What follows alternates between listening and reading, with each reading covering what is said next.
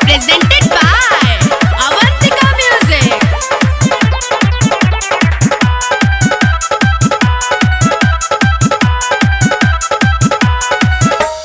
देखी के होला जुझुआ बन हो हम जाना मिले मन भावन हो ए सखी सुनो ना देखी के होला जुझुआ बन हो मजा मिले ना मन भावन हो गोदी में खेले के खेलावा ना मिलल बा सखी का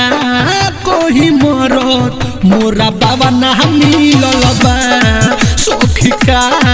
कोही मरत मोरा बाबा ना मिलल बा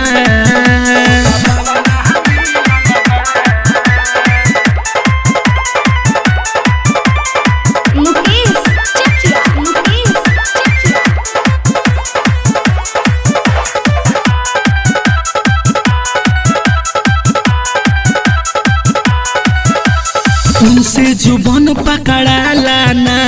छोने भर में कोहना जाले खोजे लगी हम टारचे से अल्लाह के भीतर भुला जाले उनसे जुबान पकड़ा लाना छोने भर में कोहना जाले खोजे लगी हम टारचे से अल्लाह के भीतर भुला जाले अभिल उनसे न बिछावना हिलल बा सखी का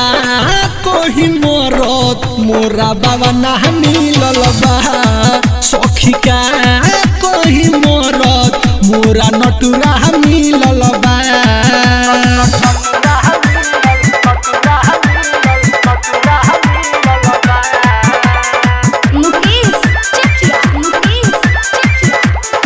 Presented by Avantika Music. तुमसे तनी मन मौगा मरत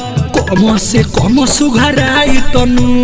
दिनेश दीवाना के जैसे आंचल में नहीं लुकाई तनु तुमसे तनी मन मौगा मरत कम से कम सुघराई तनु दिनेश दीवाना के जैसे आंचल में नहीं लुकाई तनु सरवेंद्र पति छतावा ना मिलल बा सखी का कोही मरत मोरा बाबा ना मिलल बा सखी का कोही मरदा मोरा बाबा ना मिलल बा का कोही कर में फूट गइले दादा।